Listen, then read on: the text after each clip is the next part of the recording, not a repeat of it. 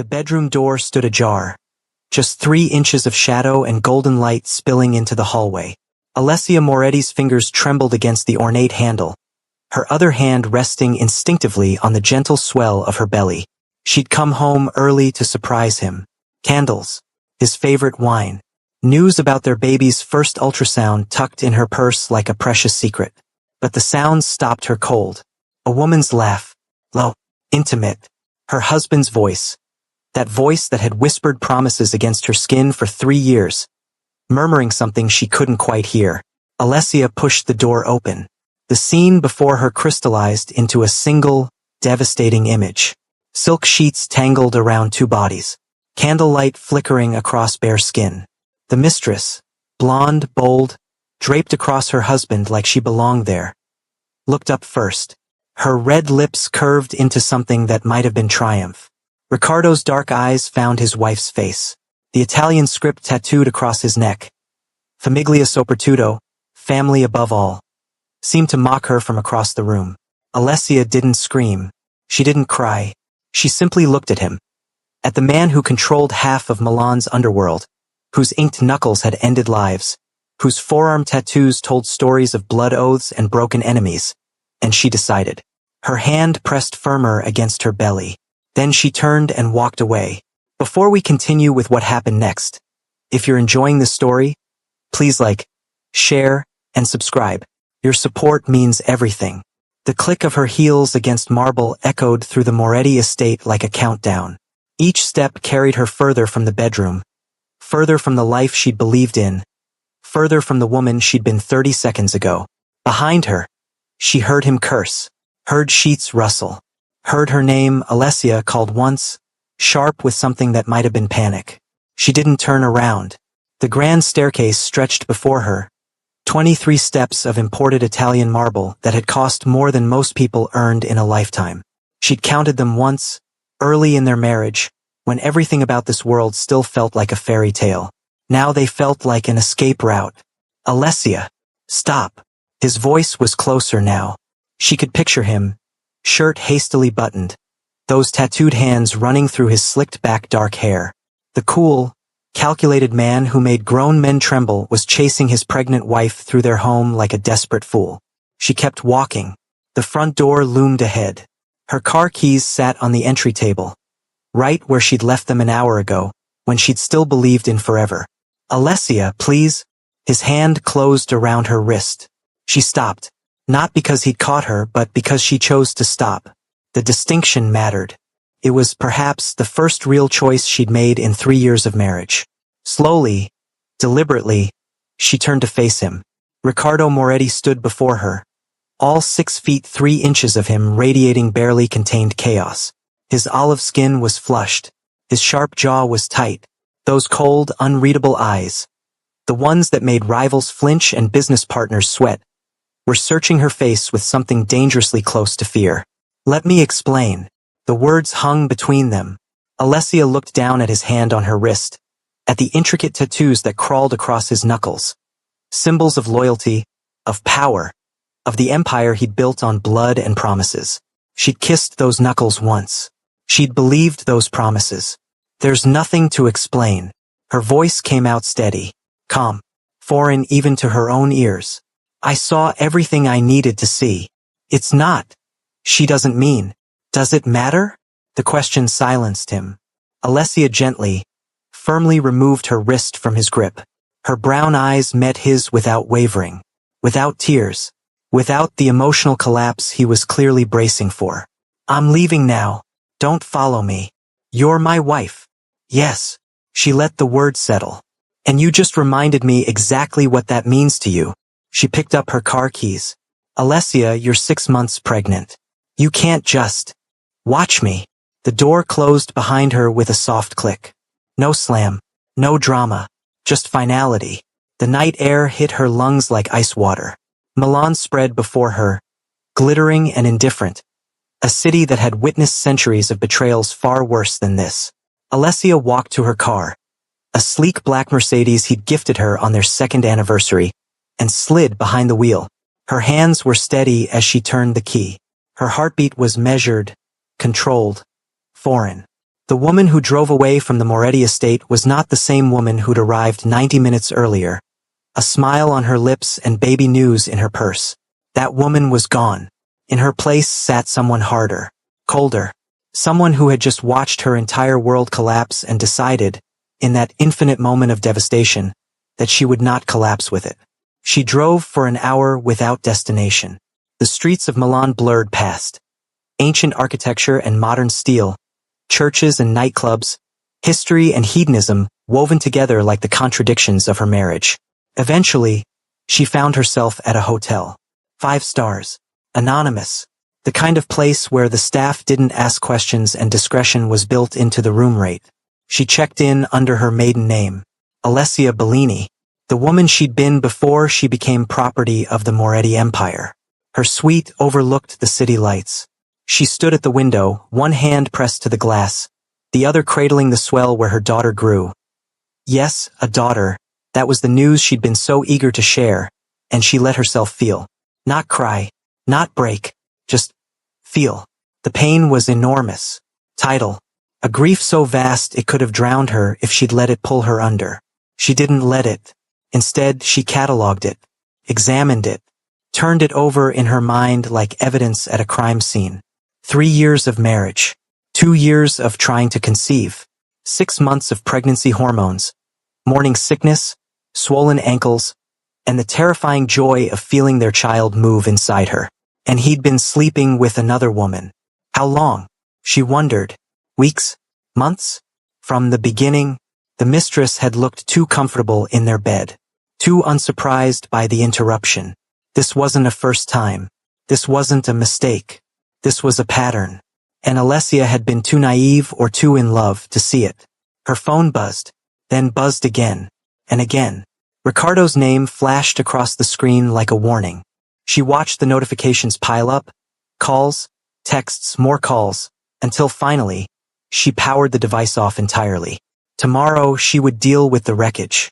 Tonight she would sleep, or try to. She didn't sleep. Instead, she lay in the dark, her mind cycling through every moment of her marriage with the cold precision of a forensic analyst. The late nights he'd blamed on business. The phone calls he'd taken in other rooms. The way he'd sometimes look at her like she was precious beyond measure, and other times like she was furniture. She'd made excuses for all of it. He runs an empire, she'd told herself. He carries burdens I can't imagine. He loves me in his way. His way. What a foolish phrase that had been. The baby shifted inside her, a small foot pressing against her ribs. Alessia covered the spot with her palm, and for the first time since walking into that bedroom, she felt tears prick her eyes. Not for herself, for her daughter, for the family this child would now be born into, fractured before it even began. For the father who would never be the man Alessia had believed him to be. "I'm sorry," she whispered into the darkness. "I'm so sorry." But even as the tears fell, something else was crystallizing inside her. Resolve. She would not raise her daughter to accept betrayal as normal. She would not teach her that a woman's value decreased the moment she was inconvenient. She would not model the kind of silent, suffering devotion that her own mother had demonstrated through decades of her father's indiscretions. Alessia had watched her mother wither, had sworn she'd never repeat that pattern, and she wouldn't. Whatever came next, whatever battle Ricardo Moretti wanted to wage to keep her, she would not go quietly. She was done being quiet. Morning came gray and soft, the kind of Milan morning that felt suspended between yesterday and tomorrow. Alessia showered, dressed, examined herself in the hotel mirror with clinical attention. She looked different. Same long dark hair, same deep brown eyes, same elegant features that had once caught a mafia boss's attention across a crowded gallery opening. But something behind those features had shifted, hardened, the softness that Ricardo had always praised. "You're so gentle, Cara, so pure, so unlike this world," had been replaced by something sharper. Good, she thought. Soft hadn't protected her. Soft had made her a fool. She ordered room service. Black coffee, fruit, toast. Her appetite was mechanical, but the baby needed nutrients regardless of emotional devastation. Then she powered on her phone. 47 missed calls. 32 text messages. 3 voicemails. She ignored the calls, skimmed the texts, variations of "where are you" and "we need to talk and I can explain," and deleted them without response. The voicemails she listened to. The first was chaos. Ricardo's voice rough, panicked, words tumbling over each other. "Alessia, please call me. I know what you saw, I know how it looked. But please just call me. Tell me where you are. Tell me you're safe." The second was quieter, controlled. The Mafia boss reasserting himself over the desperate husband. "I've sent men to look for you. Not to bring you back against your will. Just to confirm you're safe. The baby. Our baby? Alessia, you can hate me, but don't punish our child. Call me." The third was different. Hollow.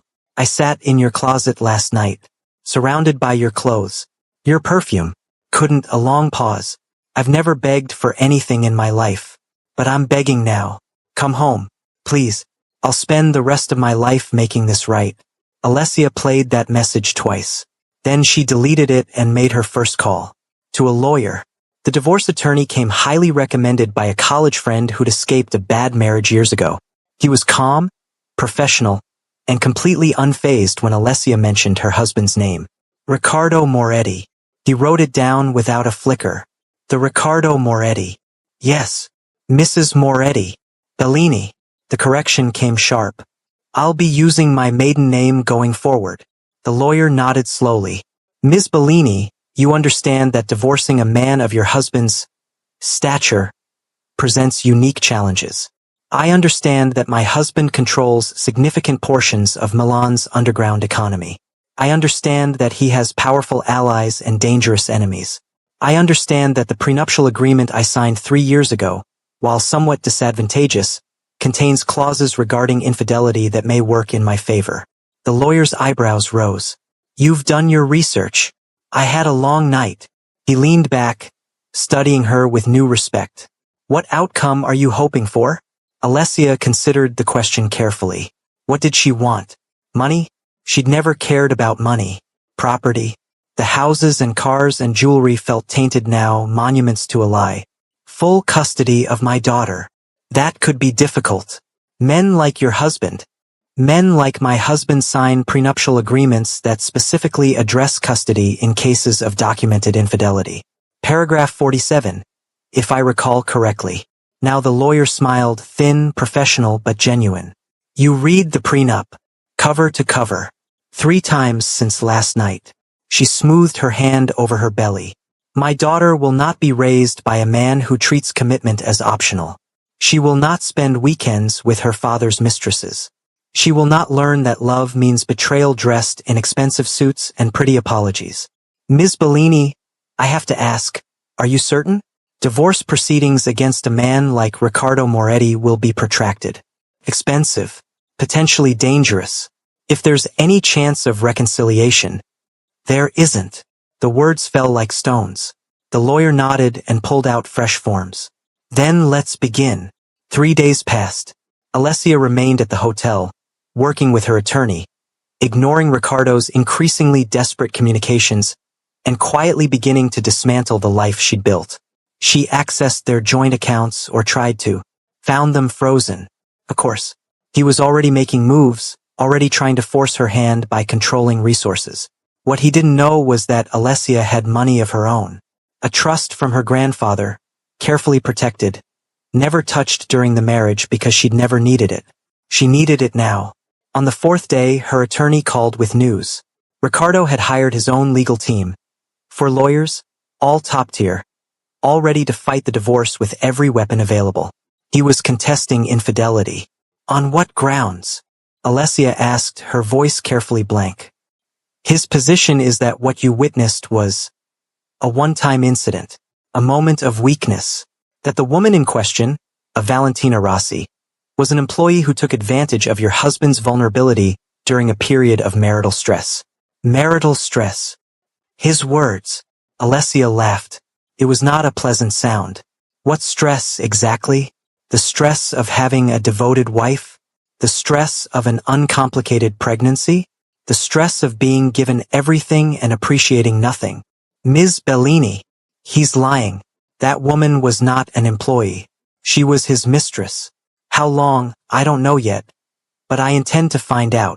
How? Alessia smiled. It was the first smile she'd allowed herself in days, and it felt sharp enough to cut. My husband isn't the only one with resources. He just thinks he is. A week after the night that changed everything, Alessia walked back into the Moretti estate, not to reconcile, to collect her belongings. She'd called ahead, a courtesy she barely owed him, and specified the time she'd arrive. Noon. Broad daylight. Witnesses everywhere. She brought her attorney and 2 security personnel hired independently, paid from her grandfather's trust. Ricardo was waiting. He stood in the foyer, tall and immaculate. Every inch the Mafia Boss despite the shadows under his eyes and the new lines around his mouth. His dark hair was slicked back as always. His charcoal suit was flawless. The tattoos on his neck and hands seemed darker than she remembered, the Italian script and symbolic markings standing out against his olive skin like brands. Family above all. The hypocrisy choked her. Alessia. Her name in his mouth sounded different now. Careful. Desperate. Can we? I'm here for my personal effects. Clothing. Jewelry that was gifted by my family. Documents from the study. It should take approximately 2 hours. After that, I'll be leaving. Alessia, please. My attorney will remain in the main hall. My security will accompany me throughout the estate. Any interference will be documented and added to our legal proceedings. Ricardo's jaw tightened. She watched the muscles flex beneath his stubble, watched him fight the instinct to command, to control, to make the situation bend to his will through sheer force of personality. For the first time in their entire relationship, she felt no urge to soothe him. I've canceled the women who work here for the day, he said stiffly. The estate is private. I hoped we might talk. There's nothing to discuss. You're carrying my child. The words hung between them. Alessia let them hang. Then, quietly, I'm aware. I'm also aware that our child's conception didn't prevent you from sleeping with another woman. So forgive me if I don't find your sudden paternal concern particularly compelling. She turned to climb the stairs. His voice stopped her. I love you. Alessia paused on the 3rd step. She didn't turn around. I don't believe you. It's true. Whatever else you think of me, whatever you saw, I love you. I have always loved you. Then we have very different definitions of love. She continued climbing. I'll be finished by 2 o'clock. Collecting her belongings was surgical. Alessia moved through the estate. This palace of marble and silk and blood money that had been her home for 3 years. Like a ghost cataloging its former life. The closet first. Her clothes packed efficiently into luggage. The jewelry from her grandmother, carefully wrapped. The photo album from their wedding, left behind. She didn't want it. The study next. Her documents, her passport, her laptop. The drawer where she kept personal correspondence. And then, a detour. His office. She told herself she was looking for financial records. Anything that might help her case, prove the affair had been ongoing, demonstrate the pattern of deception. What she found was worse. In a locked drawer, the lock pathetically easy to pick, she'd learned more than she realized living in this world. She found a box. Inside the box, photographs. Not of her, of Valentina, of others.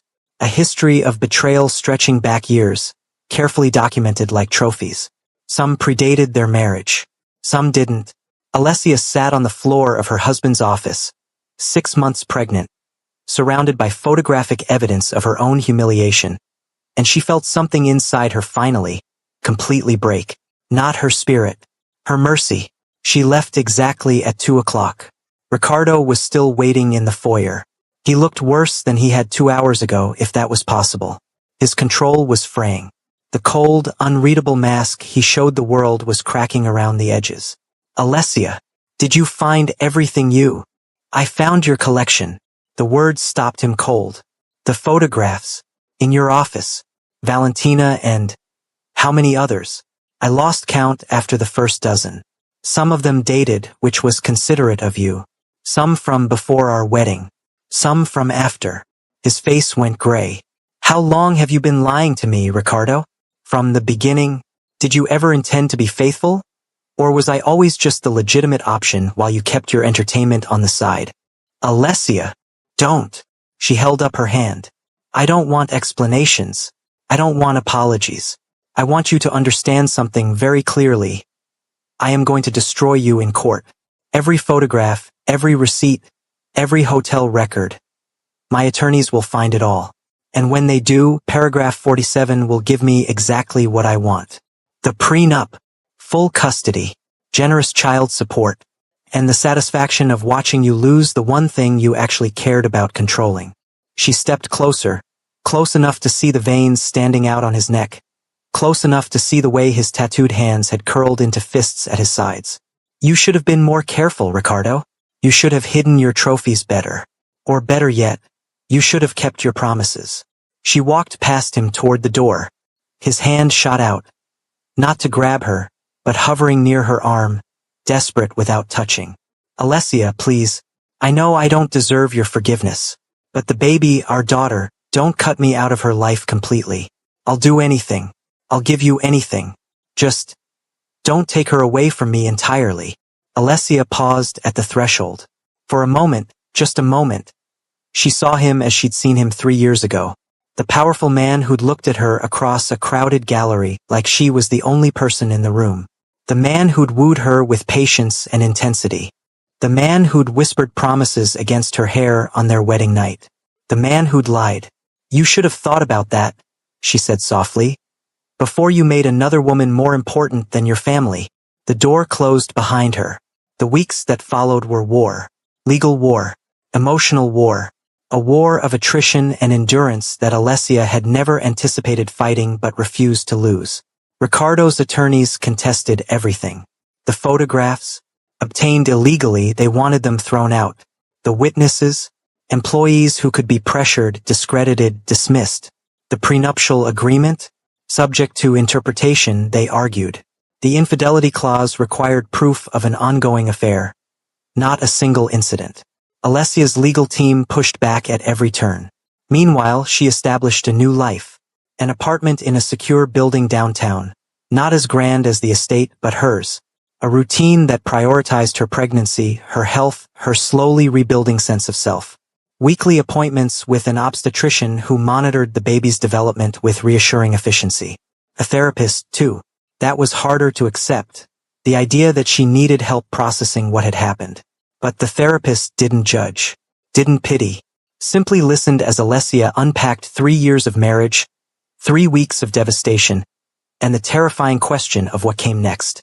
You keep describing yourself as naive, the therapist observed during their 3rd session. Foolish, blind, those are harsh words. They're accurate. Are they? You married a man you loved. You trusted him because he gave you reason to trust him. When you discovered his betrayal, you responded with remarkable clarity and strength. That doesn't sound naive to me. That sounds like someone who was deceived by an expert deceiver and chose not to remain deceived once the truth emerged. Alessia considered this. He made me feel special, like I was different from the darkness of his world. And were you different? I thought I was. I thought our relationship was separate from all of it. The crime, the violence, the power games. I thought we had something pure. That belief was human, normal. It doesn't make you foolish, it makes you someone who wanted to believe in love. The fault lies with the person who exploited that belief, not with you for having it. For some reason, that made her cry. At 7 months pregnant, Alessia attended her first social event since leaving Ricardo. A gallery opening, ironically, the same venue where they'd met 4 years ago. She went as a statement. A declaration that she would not hide, would not be ashamed, would not let his betrayal reduce her to a cautionary whisper in society's gossip circles. She wore emerald green, elegant but not ostentatious. Her pregnant silhouette graceful beneath the flowing fabric. Her hair swept up, her makeup minimal, her grandmother's pearls at her throat. She looked, she knew, devastatingly composed. And she knew he would be there. He was. Ricardo stood across the gallery, surrounded by associates, every inch the powerful figure society expected him to be. His charcoal suit was impeccable, his dark hair perfectly styled, the tattoos on his neck and hands visible as always. Marks of power that had once thrilled her, and now served as reminders of everything dangerous about the world he inhabited. Their eyes met across the room. Alessia didn't look away. Neither did he. For a long moment, the entire gallery seemed to fade, the other patrons, the artwork, the murmur of conversation, leaving only the two of them locked in silent combat. Then Alessia smiled. Not warm, not forgiving, triumphant. She turned to the distinguished gentleman beside her. Marco Vecchi, a business associate of her late grandfather, old enough to be her father but influential enough to make a statement, and laughed at something he said. She felt Ricardo's gaze burning into her back. Let him burn. The evening progressed with careful choreography. Alessia worked the room, reconnecting with acquaintances she'd neglected during her marriage, establishing herself as an independent presence rather than an extension of the Moretti name. People were curious, of course. The whispers followed her like perfume. Did you hear what happened? The mistress was apparently young enough to be his daughter, that she's being so brave. Don't you think? I heard she's destroying him in court. Alessia let them whisper, let them speculate, gave them nothing but poise and pleasant conversation. And then Marco Vecchi placed his hand on her back. It was innocent, avuncular, a gesture of support as he guided her toward the champagne service. But from across the room it wouldn't have looked innocent. Alessia felt the shift in atmosphere before she saw its source. Felt the temperature drop as Ricardo excused himself from his group and began moving toward her. She had approximately 30 seconds before her soon-to-be ex-husband made a scene. Marco, she said smoothly, would you excuse me? I believe I see someone I need to speak with. She moved away before Ricardo could reach them, gliding toward a cluster of women near the exhibit entrance. Safety in numbers. Witnesses everywhere. He stopped in the middle of the gallery watching her retreat. Even from 20 feet away, she could see the tension in his jaw, the coiled danger in his posture, the way his tattooed hands had curled at his sides like he was physically restraining himself from closing the distance. She looked back over her shoulder and held his gaze. Not yours anymore. The message was silent but clear. His eyes darkened with something that might have been fury, or grief, or obsession so intense it had become indistinguishable from all three.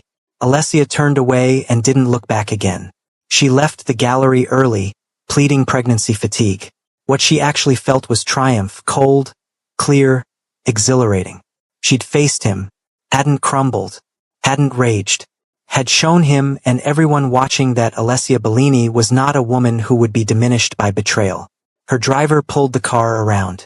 She slid into the back seat, closed her eyes, and allowed herself a moment of exhausted satisfaction. That was quite a performance. Her eyes flew open. Ricardo sat in the shadows of the opposite seat. How did you? Your driver works for me. They all work for me, Cara. Every security firm in Milan is either mine or afraid of me. Did you think I wouldn't be able to find you whenever I wanted? Alessia's heart hammered against her ribs, but she kept her voice even. Get out of my car. It's technically my car. As is your apartment, your clothes, your jewelry, everything you've surrounded yourself with in your new independent life. It all traces back to Moretti money eventually. My grandfather's trust is being managed by a firm that does business with my family. They won't touch me, Alessia, and neither will you. Not really. Not permanently. He leaned forward, and in the dim light she could see the raw intensity in his face, the desperation beneath his controlled words. Drop the divorce. No. I'll give you anything. Space, time, separate bedrooms if that's what you need. But don't dissolve this marriage. Don't take my daughter away from me. You took yourself away from us the moment you chose infidelity. It was a mistake. It was a pattern. She spat the word. I found your photographs. Your collection. Years of betrayal carefully preserved like prizes. Did you look at them and feel proud? Did you compare us? Your wife and your conquests? And congratulate yourself on having it all? His jaw tightened. Those photographs were evidence of exactly who you are. And who you are is not someone I want raising my daughter. Our daughter. Biologically. But biology doesn't make a father. Presence makes a father. Commitment makes a father. Honoring promises makes a father. And you have failed at all three. He moved so fast she barely registered it. One moment across the car, the next beside her, his hand catching her wrist, his face inches from hers. I will not let you take her from me. The threat vibrated between them. Alessia didn't flinch. Then you shouldn't have given me grounds, she said quietly. Let go of my wrist, Ricardo. I'm still pregnant with your child. Do you really want to add assault to your list of sins? For a moment, a terrifying, endless moment, she saw the violence in him, the capacity for cruelty that had made him king of an underworld empire, the darkness that she'd always known existed but had never turned toward her. Then something shifted. His grip loosened, his breath shuddered out, and in his eyes, she saw something she'd never seen before. Fear. Not of her. For them. For everything he was losing and couldn't figure out how to stop losing. I don't know how to fix this, he said, and his voice cracked on the admission. I don't know how to make you see. There's nothing to see. There's nothing to fix. You made choices, and choices have consequences. Even for men like you. Alessia, get out of my car. She pulled her wrist free. Don't contact me again except through our attorneys. Don't have your people follow me. Don't corner me in dark vehicles like some villain from a bad movie. If you have any respect left for what we once were, leave me alone. He stared at her for a long moment. Then, slowly, he opened the car door and stepped out into the night. Alessia watched him standing on the curb, tall and broken and dangerous, until the driver pulled away and the shadows swallowed him entirely.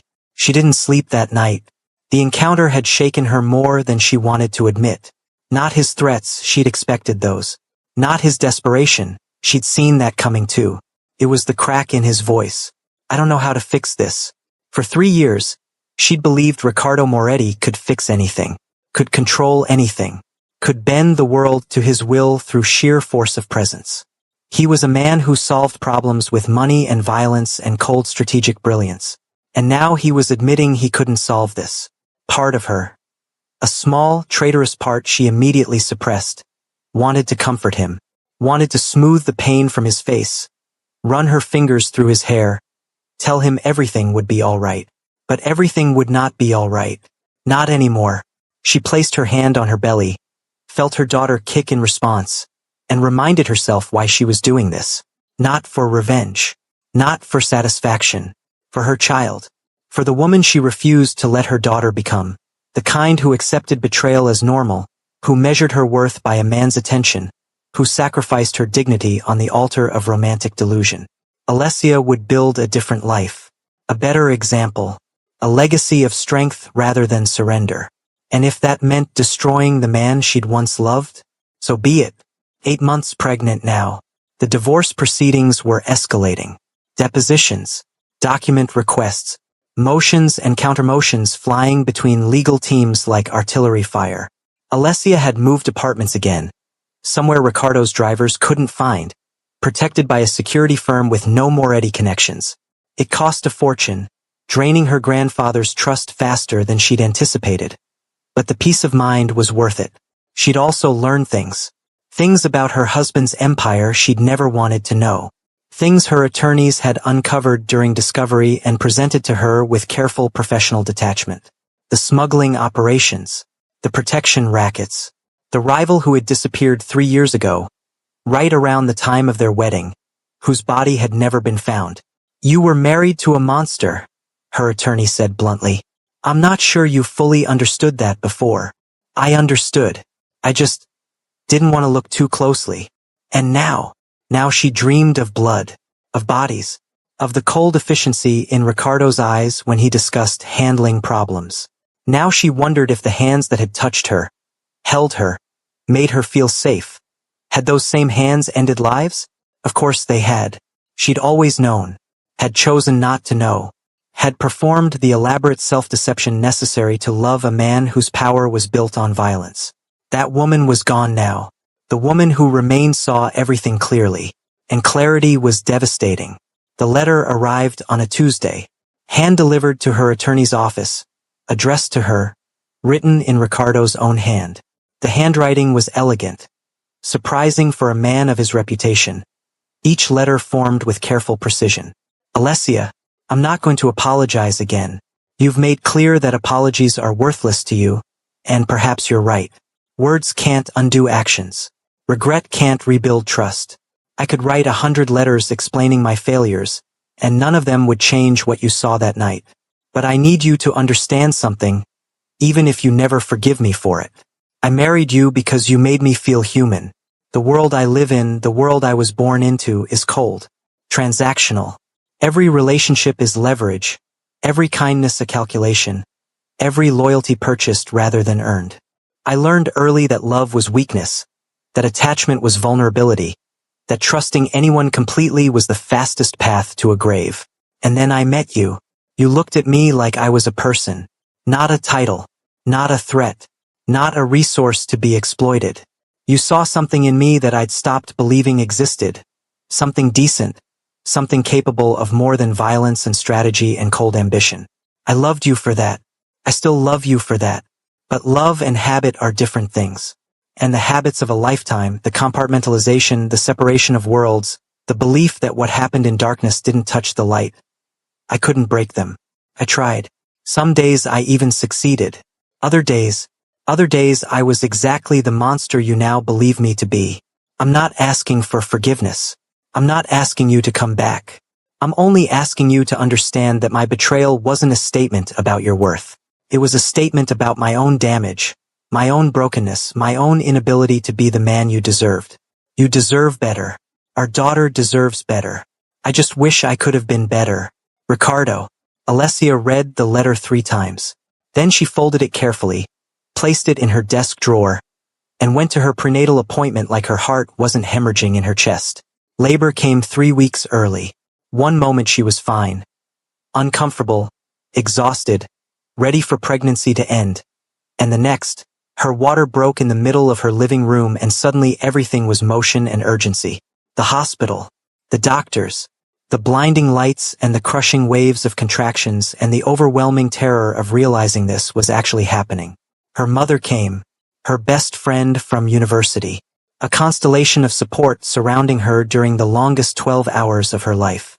But in the moments between contractions, in the spaces where pain released its grip just long enough for thought to creep in, she found herself thinking of him. Not the betrayer, not the liar, not the man who'd destroyed her trust, the man who should have been here, the man whose hand should have been holding hers, the man who would never see his daughter's first moments because of choices he'd made in darkness. And despite everything, despite the fury and the hurt and the cold determination to destroy him, Alessia felt something like grief, for what could have been, for what should have been, for the family that would never exist now. Juliana Moretti was born at 3:47 in the morning. 6 pounds, 8 ounces, a shock of dark hair, her father's sharp features already evident in miniature. Alessia held her daughter for the first time and felt the world fundamentally restructure around this tiny, perfect, impossible creature. "Hello," she whispered. "Hello, my love, my brave, beautiful girl." Juliana blinked up at her mother with unfocused newborn eyes. Dark, like Ricardo's, and Alessia's heart shattered and rebuilt itself in the same breath. This was what mattered. This was everything. Everything else, the divorce, the legal battles, the wreckage of her marriage, was noise, background static, irrelevant compared to the weight of her daughter in her arms. "I will protect you," Alessia promised. "I will give you everything. I will be enough." She didn't realize she was crying until her mother gently wiped her tears with a tissue. "You need to rest. I can't stop looking at her." "I know, darling. I know." Ricardo found out within hours. Because of course he did. He had people everywhere. Contacts in every hospital, every government office, every institution that touched his world. The birth of his daughter, even if he'd been barred from the delivery room, even if his wife had specifically requested he not be notified, was not something he was going to miss. He showed up the next morning, not demanding, not forcing his way in, simply present. Standing in the hospital corridor outside her room, dressed in an immaculate dark suit, the tattoos on his neck and hands stark against his olive skin, looking like a man who hadn't slept in days. Her mother saw him first. "He's here," she said tightly. "Do you want me to call security?" Alessia looked through the window of her room to where he stood. watched him watching her, saw the way his eyes dropped to the bundle in her arms, the way his entire body seemed to strain toward the daughter he hadn't yet met. No, she heard herself say. Let him in. 5 minutes. Alessia. 5 minutes. With witnesses. He deserves to see her once. Her mother's expression made clear what she thought of that decision, but she stepped aside. Ricardo entered slowly, as if afraid sudden movement might startle them. His wife and the daughter he'd nearly lost the right to know. Alessia. Her name was rough in his throat. Thank you. Don't thank me. This isn't forgiveness. This is... I don't know what this is. She looked down at Juliana. She should meet her father. Once. Once. That's all I'm offering. He crossed the room in 3 careful strides and stopped beside her bed. Up close, he looked worse than she'd ever seen him. Pale beneath his olive complexion, shadows carving hollows under his eyes, a tremor in the hands that had always been so steady. His hands that reached now toward his daughter. May I? Alessia hesitated. Every protective instinct screamed no. Don't give her to him. Don't let him hold what he doesn't deserve. But something else, something quieter, understood that this moment mattered. For Juliana. For the father-daughter relationship that would exist regardless of what happened between the adults. She transferred the baby into his arms. Ricardo held his daughter like she was made of spun glass, like she might shatter if he breathed wrong. His dark eyes, cold and unreadable to the rest of the world, were suddenly startlingly soft. Juliana, he whispered. My Juliana. It was my grandmother's name. I know. I remember. He didn't look up from the baby's face. She's perfect. Yes. She has your nose. And your eyes. God help her. It might have been a joke. Might have been genuine despair. Alessia couldn't tell anymore. They stood in silence. The 3 of them, this fractured almost family. While machines beeped and hospital sounds filtered through the walls and the weight of everything unsaid pressed down like atmosphere. Finally, Ricardo spoke. I'll sign whatever you want. Alessia blinked. What? The divorce. The custody agreement. Whatever terms you're asking for, I'll agree. Full custody. Supervised visitation only. Whatever protects you and Juliana from what I am. Why?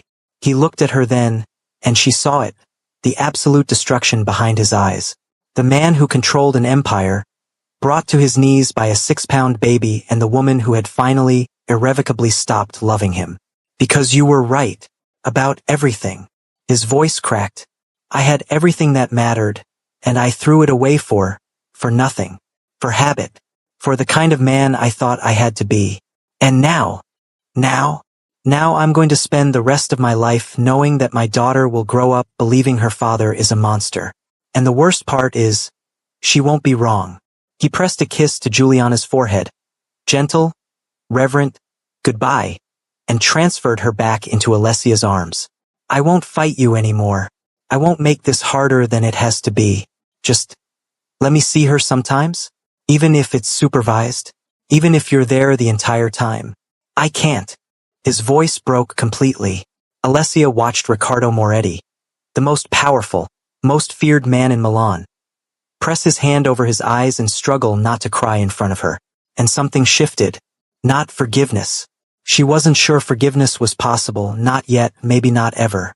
But something. I'll think about it, she said quietly. He nodded once, sharply, not trusting his voice. Then he walked out of the room and didn't look back. The next weeks were a blur of sleepless nights and feeding schedules and the overwhelming, terrifying, transcendent experience of new motherhood.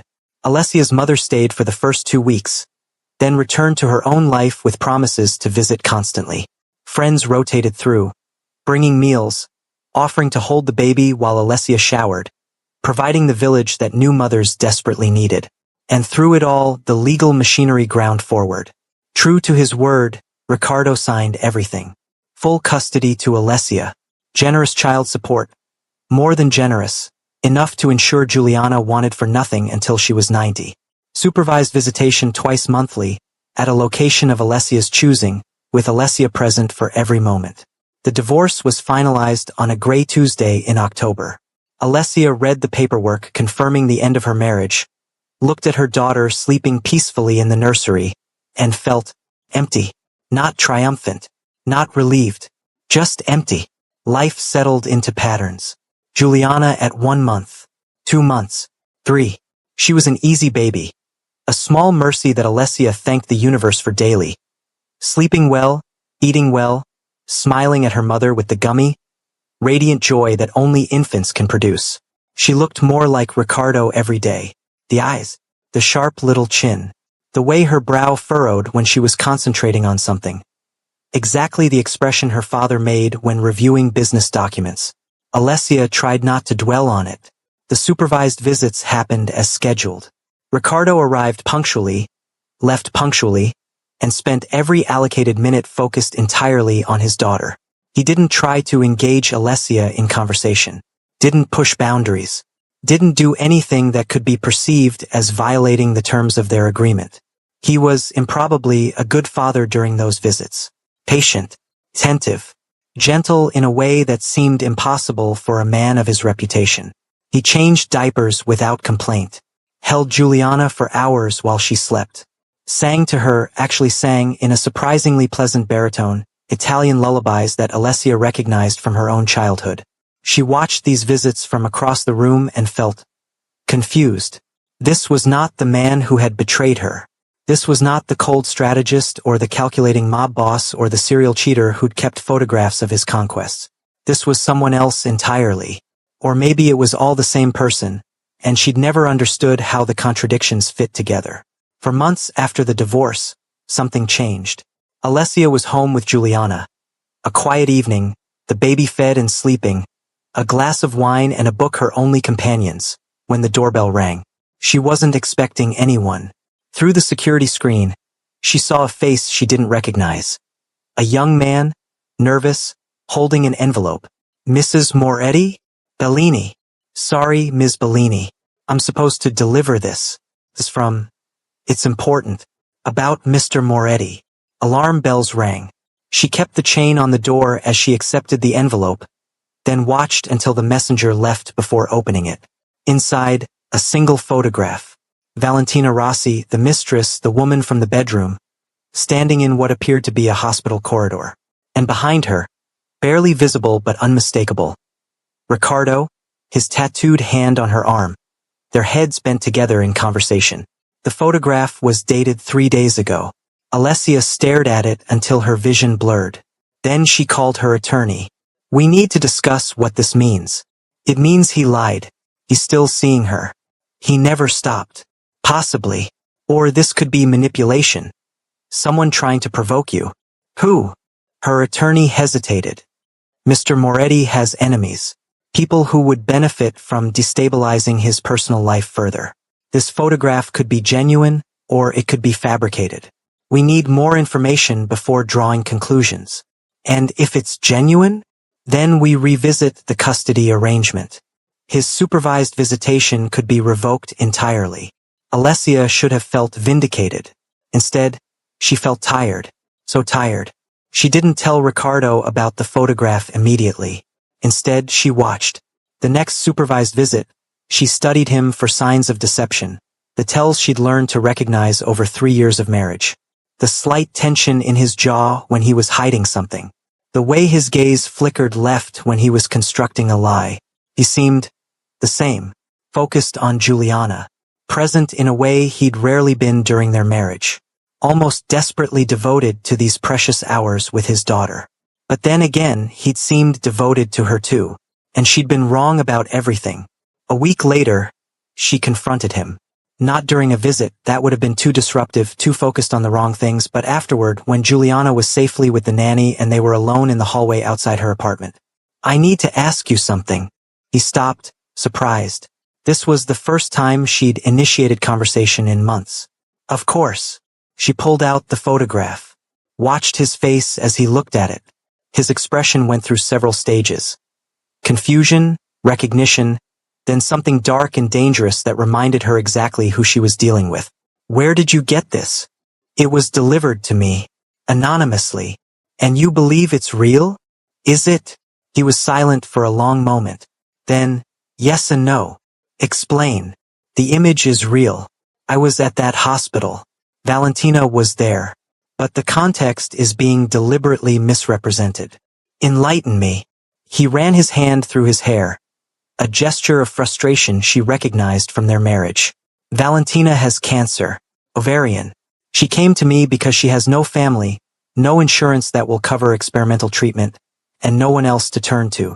I was at the hospital arranging payment for her care. Alessia stared at him. You expect me to believe that? I expect you to verify it. Call the hospital. Ask them about her treatment. Ask them who's paying for it. His eyes met hers. I'm not asking you to trust me. I know I've destroyed any right to your trust. But I am asking you to check the facts before assuming the worst. Why would you help her? After everything. Because she's dying. His voice was flat. Because whatever she did, whatever I did, she doesn't deserve to die alone in pain because she can't afford treatment. And because... He paused, something shifting in his expression. Because I'm trying to be different, to do better, even when no one's watching. Alessia searched his face for the lie. She couldn't find it. I'll verify, she said finally. And if you're lying, if I'm lying, you can take away my visitation entirely. I'll sign whatever documents you need. Why would you offer that? Because I'm not lying. He stepped back. Check the facts. Then decide what you believe. He turned and walked away. Alessia stood in the hallway for a long time, the photograph crumpled in her hand, wondering when everything had become so complicated. She verified. The hospital confirmed. Valentina Rossi was a patient receiving treatment for stage 3 ovarian cancer. The bills were being paid by an anonymous benefactor through a medical trust. Proved nothing or everything depending on how she chose to interpret it. He could still be lying about the nature of their relationship. Could still be sleeping with his mistress even while paying for her cancer treatment. Or he could be telling the truth. A man trying to do one decent thing in a lifetime of indecent choices. Alessia didn't know what to believe anymore. The next supervised visit, she watched him differently. Not searching for lies this time. Searching for... She wasn't sure. Understanding, maybe, some key to the paradox that was Riccardo Moretti. He held Juliana with such tenderness. Spoke to her in a soft voice that bore no resemblance to the commanding tone he used with everyone else.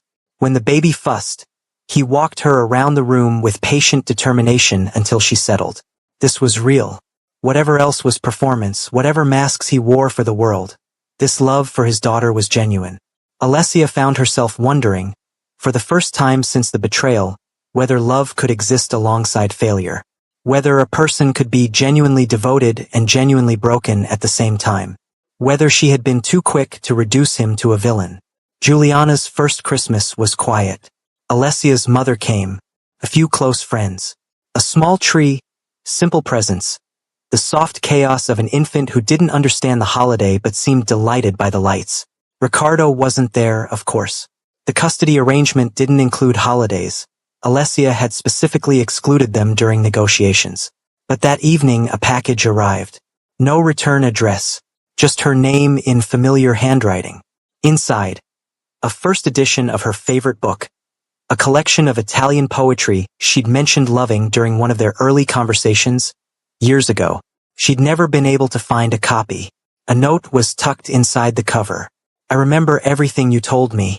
Every conversation. Every preference. Every dream. I just forgot to act like it mattered. Buon Natale. Alessia held the book for a long time, running her fingers over the cracked spine, and tried to understand what she was feeling. It wasn't love. She was certain, mostly certain, that it wasn't love anymore. But it wasn't hatred either. Something in between. Something complicated and painful and impossible to name. The new year brought changes. Small ones at first. Alessia finding herself less tense during supervised visits. Riccardo's updates about his life, offered carefully without presumption, becoming almost normal conversation. He was reorganizing his business, he told her. Stepping back from the more violent aspects. Delegating to trusted lieutenants. Trying to build something that Juliana might someday not be ashamed of. Why tell me this? She asked. Because I want you to know. He shrugged. Because hoping you might see me as something other than a monster is probably foolish. But I'm not ready to stop hoping. She didn't respond to that. But she found herself thinking about it later. Then came the threat. Alessia was picking Juliana up from the nanny when her phone rang. A number she didn't recognize. Mrs. Moretti. The voice was male, accented, cold. We have a message for your husband. Ex-husband. The distinction is irrelevant to us. You have something he values. Your daughter. Your safety. Tell him that Victor Antonov sends his regards, and that the debts of fathers are inherited by daughters. The line went dead. Alessia's blood turned to ice. She called Ricardo. Not her attorney. Not the police. Ricardo. Because whatever else had happened between them, whatever wreckage their marriage had become, he was still the man best equipped to handle threats from his world. He answered on the first ring. Alessia? Someone called me. A man. He mentioned Victor Antonov. He talked about Juliana. Silence. Then, in a voice she'd never heard from him, flat, dangerous, utterly devoid of humanity. Where are you? At the nanny's. About to leave. Don't. Stay exactly where you are. Lock the doors. Don't let anyone in except me. I'll be there in 15 minutes. He hung up before she could respond. 12 minutes later, Ricardo's car screeched to a stop outside the nanny's building. He wasn't alone. 2 other vehicles followed, men Alessia recognized from her married life, soldiers in the Moretti organization armed and alert. Ricardo swept through the door like a force of nature, his gaze finding her immediately, then dropping to Juliana in her carrier. Are you hurt? No. We're fine. The caller. Did he say anything else? Any specifics? Alessia recounted the conversation word for word, watched Ricardo's face grow harder with each phrase. Victor Antonov, he said when she finished. Russian organization. We had dealings years ago that ended badly. He's been making moves against my territory for months. This is him escalating. By threatening your daughter? By threatening everything I care about. His eyes met hers. You and Juliana need to come with me. Tonight. I have a safe house, a place even Antonov can't touch.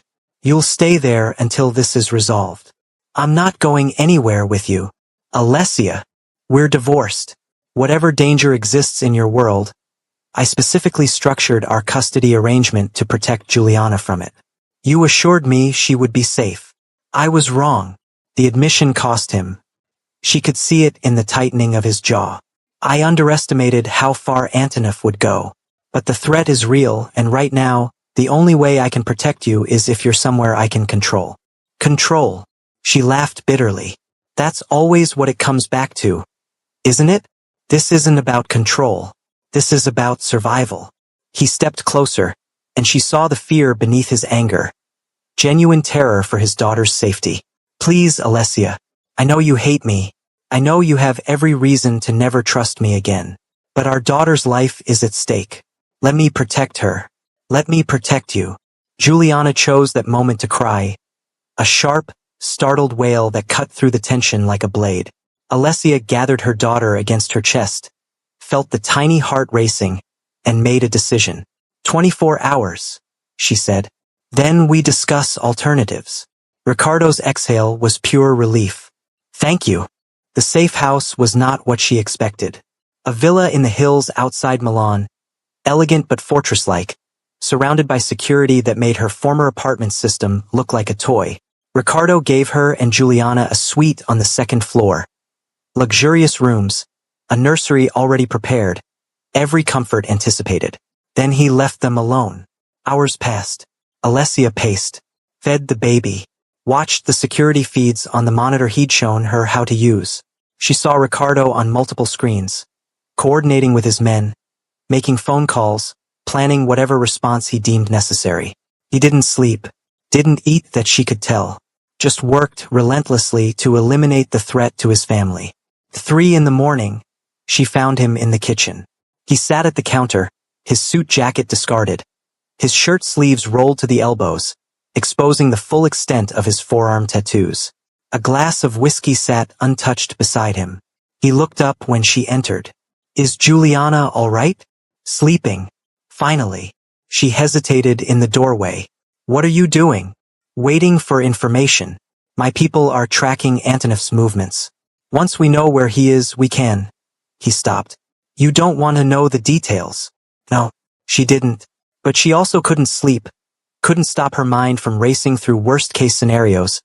Couldn't shake the terror of that phone call. She crossed to the counter and sat on the stool beside him. He looked at her with something approaching wonder. What? She asked. You're sitting next to me. Voluntarily. Don't read into it. I wouldn't dare. They sat in silence for a while. Alessia found the quiet oddly comfortable. More comfortable than she would have expected, given everything. Why did you agree to come? He asked eventually.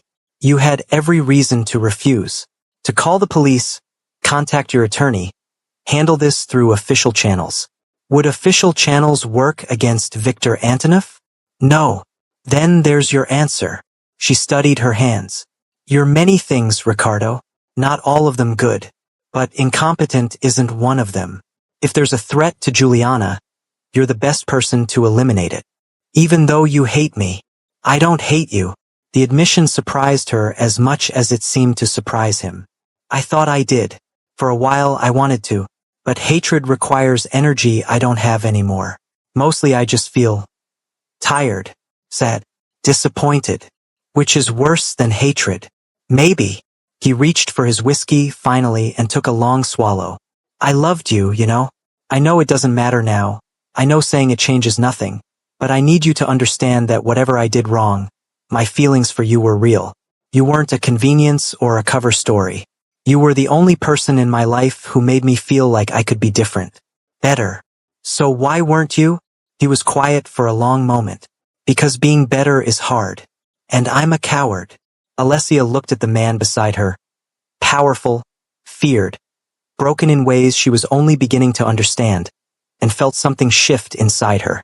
Not forgiveness, but perhaps the first step toward it. The threat was eliminated 3 days later. Alessia didn't ask for details. Didn't want to know what Ricardo and his people had done to ensure Victor Antoneff would never threaten anyone again. Some knowledge was too heavy to carry. She only knew that on the morning of the 4th day, Ricardo came to her suite with dark circles under his eyes and a look of exhausted relief. It's done, he said. You're safe. Both of you. You're certain? Yes. She nodded slowly. Then we can discuss what comes next. What do you want to happen next? The question hung between them. Alessia looked at this man. Her ex-husband. Her daughter's father. The complicated tangle of monster and protector he represented. And tried to articulate an answer. I want Juliana to be safe. She will be. I'll make sure of it. I want her to have a relationship with her father. A real one. Not supervised visits in neutral locations. Something flickered in his eyes. What are you saying? I'm saying. She paused, gathering courage. I'm saying that the man who just spent 3 days without sleep protecting his daughter deserves more than 2 hours a month. I'm saying that maybe I was so focused on punishing you for the past that I wasn't thinking clearly about the future. Alessia, I'm not saying I forgive you. I'm not saying I'm ready to be in the same room as you without wanting to scream. But I am saying that Juliana needs her father, and I've seen now that you're capable of being a good one. Ricardo looked at her like she'd offered him the world. What do you need from me? Honesty.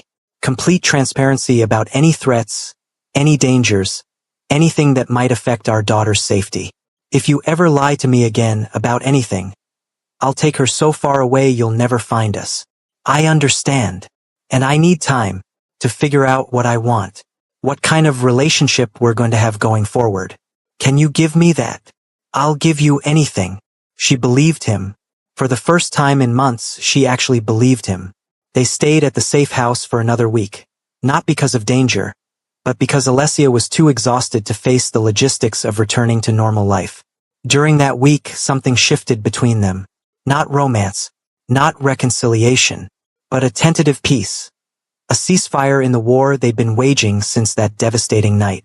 They ate meals together, traded off nighttime feedings, had conversations that didn't involve attorneys or custody agreements.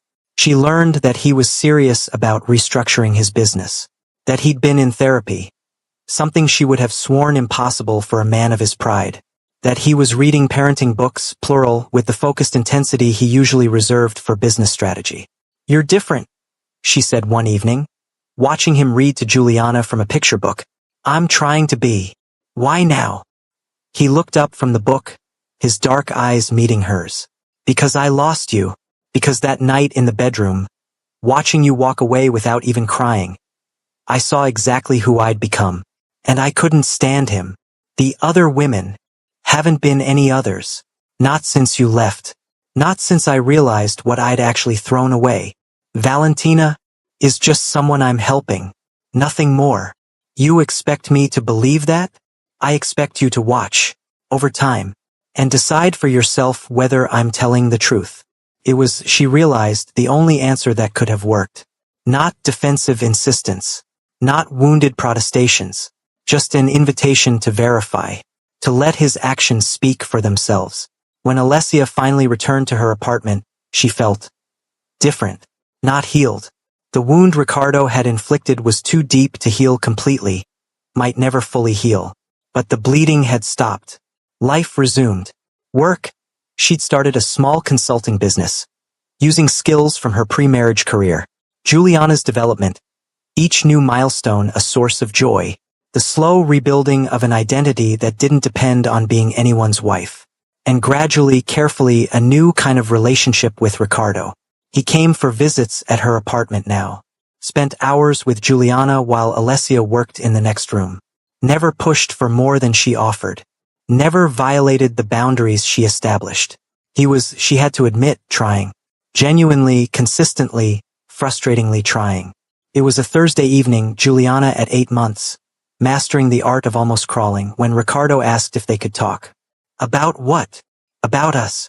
About whether there might be anything to rebuild. Alessia set down the toy she'd been holding and met his gaze. "You understand that trust, once broken, takes years to repair?" "Yes. You understand that even if I wanted to try, which I'm not saying I do, it would be slow, painful, without guarantees." "Yes. Why would you sign up for that? You could find someone new, someone without the baggage, someone who looks at you without seeing betrayal." He was quiet for a moment. Then, "Because I don't want someone new. I want the woman I fell in love with. The woman who saw the best in me even when I didn't deserve it. The woman who built a family with me, then had the strength to walk away when I failed her. I'm not that woman anymore. No. You're stronger, more complete. You don't need me, you've made that abundantly clear. But I'm asking whether you might someday want me anyway. Not because you have to, because you choose to." Alessia looked at him. This man who had broken her heart and then spent months trying to become worthy of the pieces. "I don't know," she said honestly. "I genuinely don't know." "Then let me keep showing you. Let me keep trying. And if you decide you can never love me again, I'll accept it. I'll be the best co-parent I know how to be, and I'll never ask for more. And if I decide I can?" His eyes lit with something that looked like hope. Fragile, desperate, barely controlled. "Then I'll spend the rest of my life making sure you never regret it." It wasn't a promise of happy endings. Wasn't a guarantee that love could conquer betrayal, pride, and all the damage between them. But it was a start. And starts, Alessia was learning, were sometimes enough. The months that followed existed in a strange suspended state. Neither reconciliation nor continued warfare, but something delicate and undefined that Alessia didn't have words for. Ricardo continued his visits. Continued being present, patient, attentive in ways that the man she'd married had never quite managed. He showed up when he said he would. Left when she asked him to. Respected every boundary without testing them. It was, she realized one evening while watching him help Juliana practice standing, deeply unsettling. Not because she doubted his sincerity. She'd watched too closely for too long to miss signs of performance. But because sincerity from Ricardo Moretti was something she'd stopped believing possible. And having that belief challenged required restructuring her understanding of everything. "You're staring," he said without looking up. "I'm observing." Same thing. He guided Juliana's tiny hands to grip the coffee table's edge, steadying her with infinite patience. "What conclusion have you reached?" That you're either genuinely changed or the most committed liar I've ever encountered. Those aren't mutually exclusive. Excuse me? Now he did look up, his dark eyes finding hers with an intensity that still made something in her chest tighten despite everything. I am genuinely changed. I'm also an excellent liar. Both things are true. The question isn't whether I'm capable of deception. You already know I am. The question is whether I'm choosing honesty with you now. And are you? Yes. Simple. Certain. But I understand why you can't just believe that. Why you need to verify.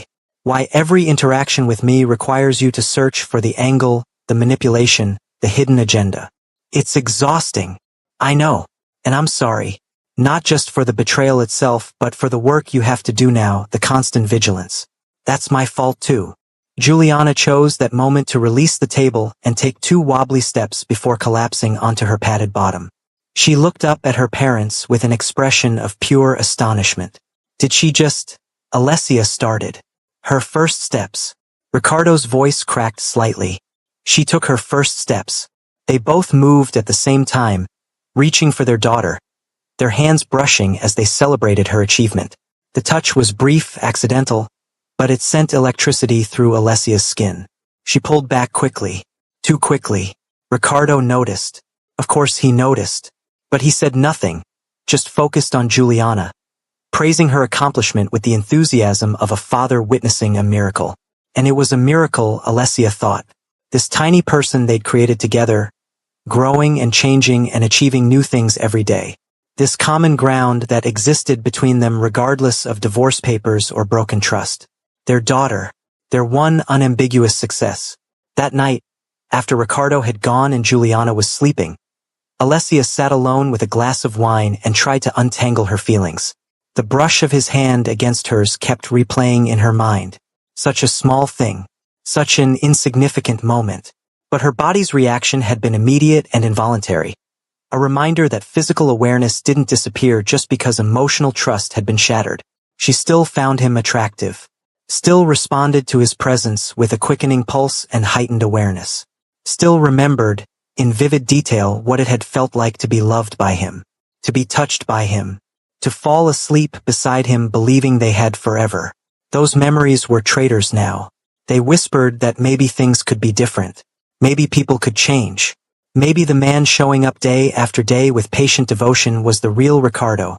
And the man who had betrayed her was the aberration. But she'd believed in maybes before. And maybes had led her to that bedroom doorway. Her hand on her pregnant belly. Her entire world collapsing in the space between heartbeats. She finished her wine and went to bed alone.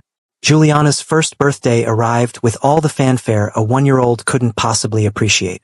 Alessia planned a small party, family, close friends, the carefully curated guest list of someone rebuilding a social life from scratch. Ricardo asked if he could attend, and after considerable internal debate, she agreed. 2 hours, she specified. You can help set up, stay for the party, leave after cake. Whatever you're comfortable with. He arrived early, dressed down from his usual immaculate suits. Dark jeans, a simple button-down with the sleeves rolled to expose his forearm tattoos, looking more human and less Mafia Boss than she'd seen him in years. He'd brought balloons, an almost comical number of them, pink and silver and white, filling the back seat of his car like a ridiculous cloud. You do realize she won't remember any of this, Alessia said as they tied balloons to various surfaces. I'll remember. He secured a cluster to the high chair. And you'll have photos. Someday she'll look at them and see that her father was here for her first birthday. That matters. It does. She hadn't meant to agree so readily, but the words escaped before she could filter them. He looked at her with something approaching hope. Does it? I want her to have a relationship with you. A real one. I've told you that. You've told me what you want for Juliana. You haven't told me what you want for yourself. The question hung in the air, balloon ribbons drifting between them like streamers at a celebration neither of them fully understood. I don't know what I want for myself, she admitted. I thought I did. Divorce, independence, a clean break from everything associated with the Moretti name. But you keep showing up. You keep being different. And I don't know how to process that. I don't know how to hold the man who destroyed me, and the man who reads parenting books in my head at the same time. They're the same person. He set down the balloon he'd been tying. That's what I've been trying to show you. Not that I wasn't the man who hurt you, I did. Those choices were mine and I own them. But I'm also the man who wants to be better, who's working to be better. Both versions exist simultaneously. That's terrifying. I know. Because if you can contain both versions, how do I ever trust that the better version will win? How do I know that in 5 years, 10 years, you won't revert to patterns that feel more natural? You don't. His honesty was brutal. You can't. There's no guarantee I can offer that would mean anything, because I've already proven that my guarantees are worthless. The only thing I can do is keep showing up, keep choosing differently, and hope that eventually, the weight of evidence becomes enough. That could take years. I have years. His eyes held hers. I have however long it takes. And if it never becomes enough, if you decide you can't trust me again, I'll accept that. But I won't stop trying. I won't stop showing you who I'm working to become. Guests began arriving before she could respond. Maybe that was for the best. Some conversations needed time to breathe. The party was a success by any reasonable measure. Juliana was passed between adoring relatives, stuffed with cake she mostly wore rather than ate, and showered with presents she'd immediately lost interest in. She giggled. She clapped. She tried to walk and toppled repeatedly to everyone's delighted concern. Ricardo stayed in the background mostly, present but not dominating, interacting warmly with guests who eyed him with varying degrees of suspicion. Alessia's mother was coolly polite, her college friend openly hostile. But he absorbed their skepticism without defensiveness, accepting that earning trust from people who cared about her would be as difficult as earning it from her directly. When the party wound down and guests began leaving, Ricardo helped clean up without being asked. You don't have to do that. I know. He gathered wrapping paper into a bag. But Juliana's exhausted, and you've been on your feet for 6 hours. Let me help. She was too tired to argue. They cleaned in companionable silence, moving around each other with the ease of people who had once shared a home.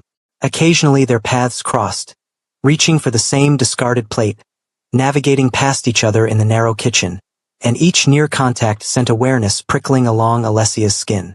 By the time the apartment was restored to order, Juliana was asleep in her nursery, and the early evening had faded to night. I should go, Ricardo said, though he made no move toward the door. You should. Neither of them moved. Alessia, don't. She held up her hand. Whatever you're about to say, don't. I can't handle any more emotional revelations tonight. I'm exhausted. I was just going to say thank you for including me today, for letting me be part of her birthday. Oh, she deflated slightly. You're welcome. And that I love you. You said you weren't going to. I know. I'm sorry. But I can't be in the same room as you, watching you be an incredible mother to our daughter, and not tell you that I love you. It's not possible for me. Ricardo, I'm not asking for anything. He stepped toward the door. I'm not expecting anything.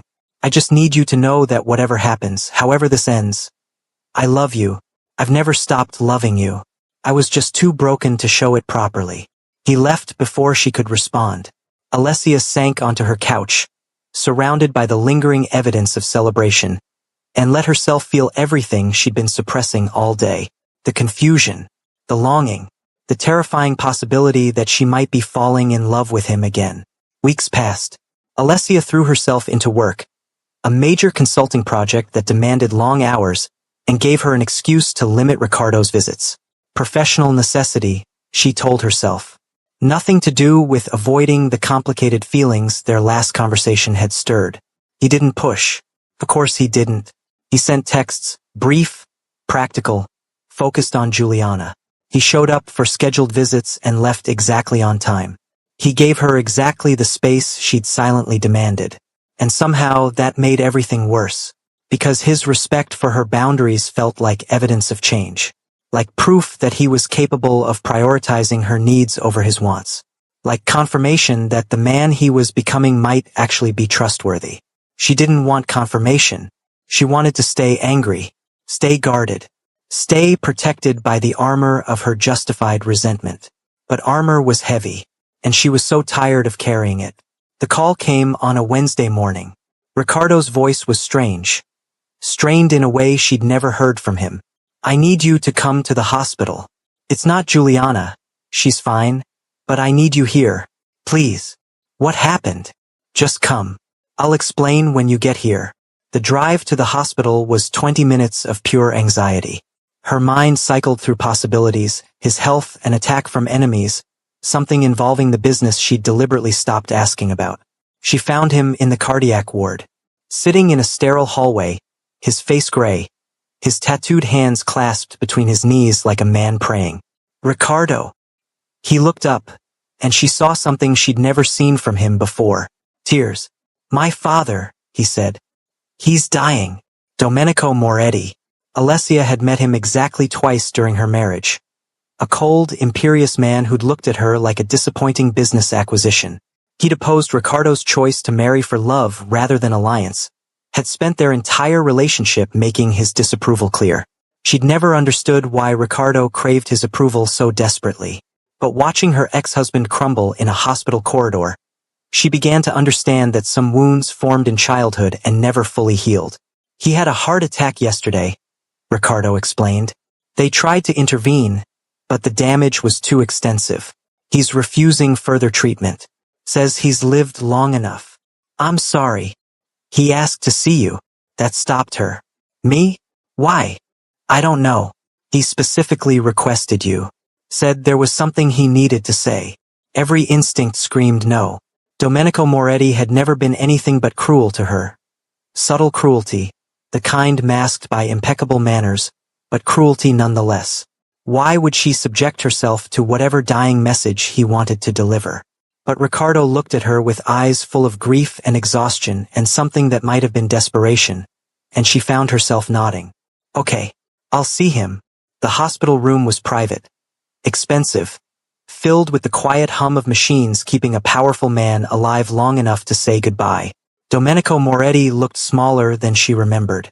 The illness had stripped away the imposing presence, leaving behind a frail old man whose hands trembled against white sheets. But his eyes were still sharp. Alessia. Her name was a rasp. You came. Your son asked me to. Always honest. A ghost of a smile. That's why I wanted to see you. Sit. She sat, maintaining distance, keeping her expression carefully neutral. I'm dying. So I've been told. The doctors give me days. Maybe a week if I'm stubborn about it. He shifted slightly, wincing. There are things I need to say before that happens. Things that have haunted me. Mr. Moretti. Let me speak. The command was weak but still present. I never approved of you. You know that. I thought Ricardo was foolish, marrying a woman with no useful family connections. No power to offer, nothing but... He paused, searching for words. Nothing but love. I thought love was weakness. I taught my son that it was weakness. I was wrong. Alessia said nothing. The way he destroyed his marriage, the other women, the lies, that's my fault. Not entirely, but substantially. I raised him to believe that family was about power, about legacy, about heirs. That wives were necessities but not partners. That pleasure was separate from commitment. He coughed, a rattling sound that seemed to shake his entire frame. I gave him permission to be exactly the man who broke your heart. Why are you telling me this? Because he's different now. And I need you to know it's not an act. How can you know that? Because he sat with me for 3 hours yesterday, telling me all the ways he's failed, all the ways he's trying to change, all the ways he hopes to become worthy of you again. Domenico's eyes found hers. My son has never confessed weakness to me, never admitted failure, never shown vulnerability. He built walls between us that I thought would never come down. But yesterday, for 3 hours, he let me see who he actually is. Alessia's throat tightened. He loves you, not the way I taught him to love, possessively, transactionally, but actually loves you, the kind of love that makes men want to be better than they are. He reached toward her, his trembling hand falling short. I'm asking you as a dying man who has no right to ask anything. Give him another chance. Not for my sake. For his. For your daughter's. For the family you could still become if you let yourselves. It's not that simple. Nothing is simple. But love is rare. The kind of love he has for you. The kind that survives betrayal and transforms itself into genuine devotion. That's rarer still. Don't let my mistakes cost you a lifetime of happiness. He fell back against his pillows, exhausted by the effort of speaking. Alessia sat for a long moment, processing everything she'd heard. Then, quietly, "Thank you for telling me this. Thank you for listening." His eyes drifted closed. "Send my son in. I'd like to see him before I rest." She found Ricardo in the hallway, exactly where she'd left him. "He wants to see you." Ricardo rose, his movements stiff with tension. "What did he say to you?" "That he's sorry. For a lot of things." She touched his arm. The first time she'd voluntarily touched him in over a year, and felt him tremble beneath her fingers. "Go be with your father. I'll wait." "You don't have to." "I know. Go." He went. Alessia sank into the chair he'd vacated, her mind spinning with Domenico's confession. The idea that Ricardo's betrayal had roots in childhood conditioning didn't excuse it. Nothing could excuse it, but it did provide context. Explanation. A framework for understanding how a man who genuinely loved her could also have hurt her so devastatingly. People were shaped by their damage. Sometimes they stayed shaped. Sometimes they broke free. The question was whether Ricardo had actually broken free, or whether his transformation was temporary. A grief response, a crisis of conscience. Something that would fade once circumstances changed. She didn't know. But for the first time since that night in the bedroom, she wanted to find out. Domenico Moretti died 4 days later. The funeral was an elaborate affair. Hundreds of attendees from worlds both legitimate and otherwise. A church filled with flowers and false mourning. The elaborate theater that powerful families staged when their patriarchs passed. Alessia attended. She told herself it was for Juliana. Their daughter should be represented at her grandfather's funeral. But the truth was more complicated. She went for Ricardo. Because grief was heavy, and carrying it alone was harder. Because she remembered how he'd been there for her during the difficult early months of her pregnancy, before everything fell apart. Because some part of her, despite everything, still cared what happened to him. She stood in the back of the church, Juliana in her arms, watching Ricardo deliver a eulogy that was honest about his complicated relationship with his father, while still honoring the man's memory. He looked up once, finding her in the crowd, and his entire face changed.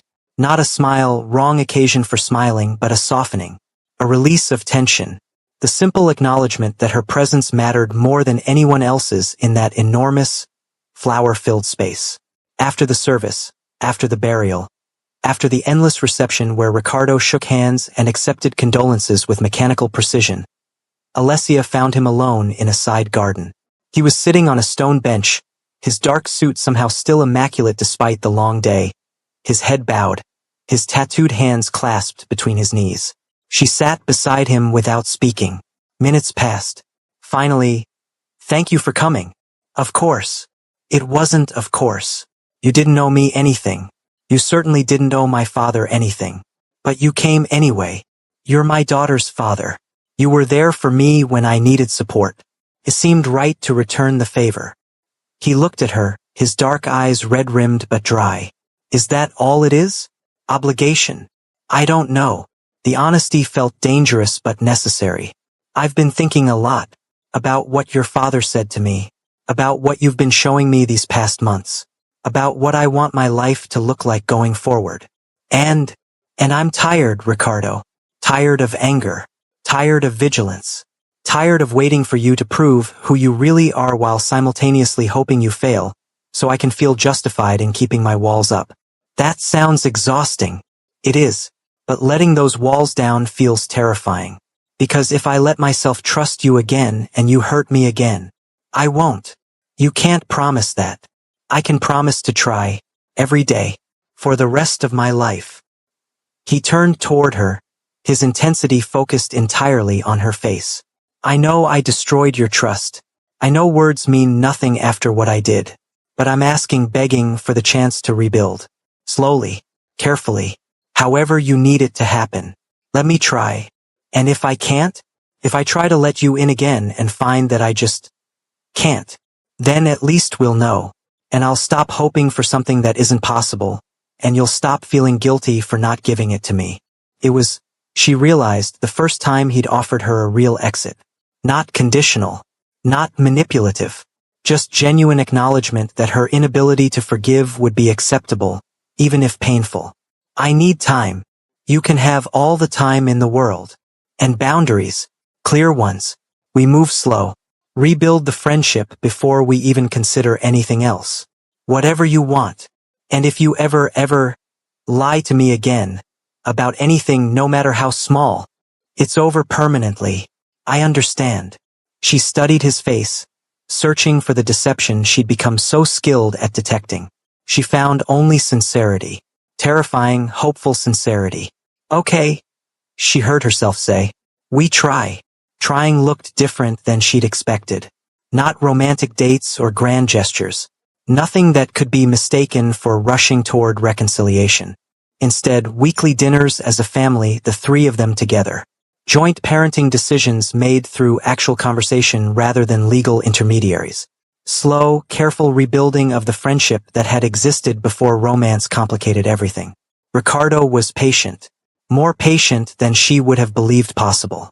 He listened when she needed to process old hurts. Accepted her anger when it surged unexpectedly. Gave her space when she pulled away, returned when she reached out. He answered every question she asked. About his business, his past, his other relationships, with brutal honesty. Yes, there were others before Valentina. Many others. I compartmentalized infidelity as separate from my marriage, the way my father taught me to. It was wrong. There's no excuse. Do you still see them? Any of them? No. I've had no contact with anyone since you left. That part of my life is over. She verified. Through her own sources, through careful observation, through the kind of quiet investigation that felt paranoid but necessary. Everything checked out. Slowly, so slowly she almost didn't notice it happening. Her walls began to lower. Juliana turned 2. Her party was larger this year. More friends. More family. The expanded social circle of a woman who'd rebuilt her life from ruins. Ricardo was there from the beginning, not as a carefully timed guest but as a co-host. Partner in celebration. They worked together seamlessly. Coordinating food, managing excited toddlers, handling the small crises that birthday parties inevitably produced. They moved around each other with the comfort of people who'd relearned each other's rhythms. You two seem good, Alessia's mother observed quietly. We're better. Getting there. I still don't trust him. I know. But you're happy. Happier than you've been since you left him. Maybe happier than you were even before. Her mother squeezed her hand. Just be careful, darling. That's all I ask. I'm always careful now. That night, after the party ended and Juliana was sleeping off her sugar high, Ricardo lingered. I should go, he said, without moving toward the door. You should. Unless you want me to stay. The question hung between them. It was the first time he'd tested a boundary. The first time he'd pushed past the careful friendship they'd been rebuilding toward something more. Alessia's heart hammered. I want you to stay, she heard herself say. For a drink. Just a drink. Just a drink. She poured wine. They sat on her couch. The same couch where she'd sobbed for hours after leaving him, now just furniture again, and talked. About Juliana. About work. About the future they might be building together, one cautious step at a time. At some point his hand found hers. She didn't pull away. The touch was electric. Familiar and strange at the same time. The ghost of 1,000 touches overlaid with the weight of everything that had happened since. I've missed this, he murmured. Just being close to you. Not asking for anything. Just present. I've missed it too. The admission cost her something, but the cost felt worth paying. Alessia, don't. She squeezed his hand. Don't push.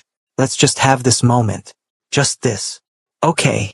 They sat in comfortable silence, hands intertwined, watching the city lights through her window. It wasn't forgiveness. Wasn't reconciliation. Wasn't anything that could be easily labeled. But it was real. And for now, real was enough. 3 months later, She let him kiss her. It happened naturally, so naturally that it almost felt inevitable. They'd been laughing about something Juliana had said. Their faces close, and suddenly the laughter faded, and he was looking at her the way he used to look at her, and she was leaning in, and the kiss was soft, questioning. Nothing like the hungry passion they'd shared in their marriage.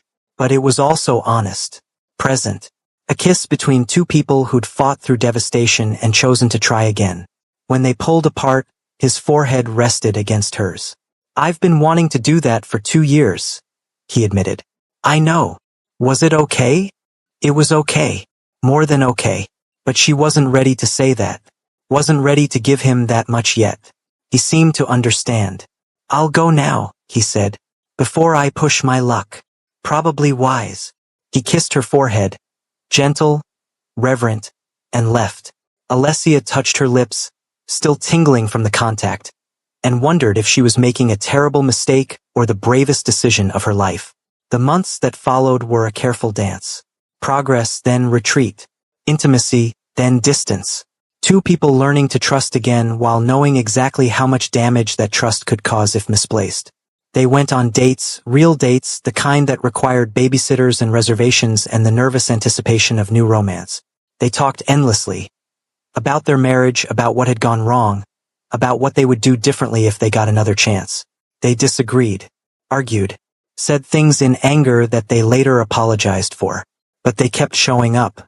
Every day, every week, every difficult conversation that would have been easier to avoid. And slowly the trust rebuilt. Not the blind trust of their first marriage. Alessia would never be that naive again. But something more mature, more resilient. Trust that had been tested and survived. The night everything shifted was an ordinary Tuesday. Juliana was at Alessia's mother's house for a sleepover.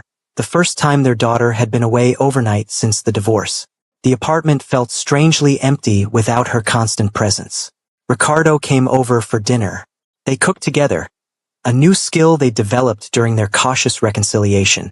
The kitchen was warm with steam and spices and the comfortable banter of people who'd relearned how to be easy around each other. After dinner, wine. After wine, conversation that drifted from practical matters to memories. The good ones they'd almost forgotten existed beneath the weight of bad ones. "Do you remember our second anniversary?" he asked. "The trip to Positano? I remember you getting seasick on the ferry." "I was not seasick. I was contemplatively quiet." "You turned green. A dignified shade of green." She laughed. Really laughed, the kind of laughter that came from genuine joy rather than politeness. He watched her laugh with wonder on his face. "I'd forgotten," he said softly. "Forgotten what?" "The sound of your Real laugh. Not the careful one. The one that means you've actually forgotten to be guarded around me." She stopped laughing, suddenly conscious of exactly what she'd revealed. But instead of retreating, she chose to stay present. "I'm scared," she admitted. "I want this to work. I want to believe you've changed. But every time I let myself relax, part of me is waiting for the other shoe to drop." "That's reasonable. It's exhausting. Also reasonable. How do we move forward when I can't stop waiting for you to hurt me again?" He considered the question seriously, the way he considered everything she said these days. "Maybe we don't try to eliminate the fear," he said finally. "Maybe we just acknowledge it. Let it exist alongside everything else we're building. You might be waiting for me to hurt you for years. Maybe forever. I can't fix that. I can only keep not hurting you until the evidence outweighs the fear. That's a lot of pressure on you. I caused the damage. Repairing it is my responsibility. What if you get tired? What if you decide the work isn't worth it?" "You're worth it." He said it simply, without drama. "Juliana is worth it. The family we could still be is worth it. I'll never get tired."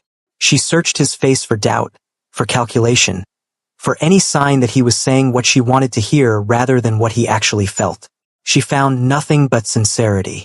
"I want to believe you," she whispered. "Then believe me." He reached for her hand. "Not blindly, not naively. Just believe me enough to keep trying. That's all I'm asking." She looked at their intertwined hands. His still marked with the tattoos that had once thrilled her and then repulsed her and now just seemed like part of who he was. "Okay," she said. and leaned in to kiss him. This kiss was different. Not soft, not questioning. Something had shifted, some barrier finally crumbling, and what emerged was hunger. The kind they'd buried under grief and betrayal and careful reconstruction. His hands found her waist. Her fingers tangled in his hair. They kissed like people who'd been starving for contact and finally allowed themselves to eat.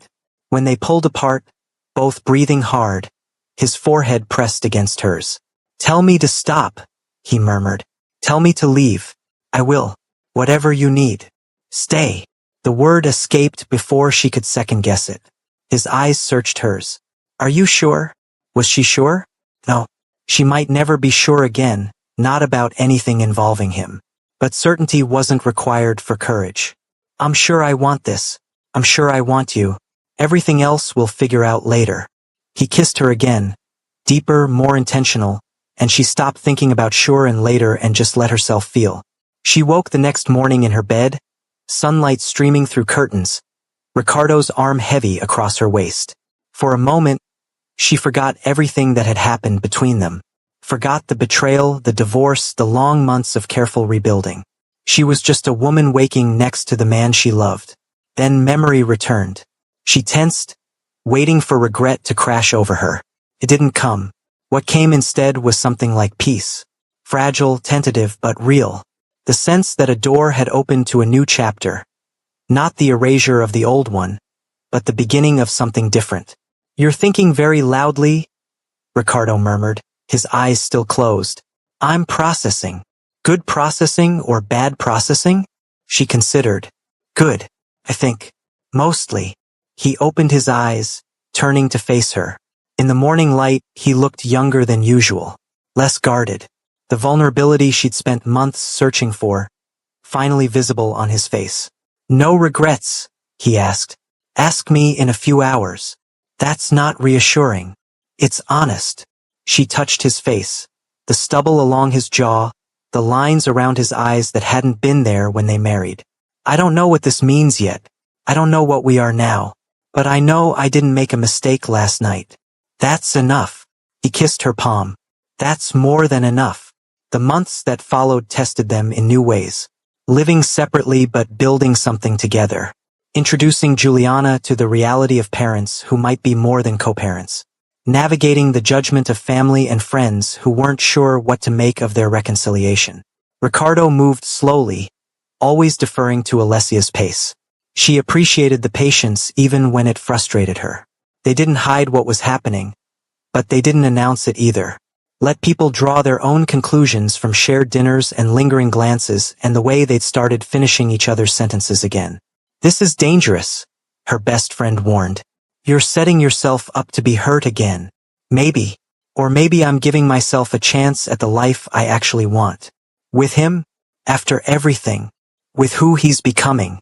That's different from who he was. Is it different enough?"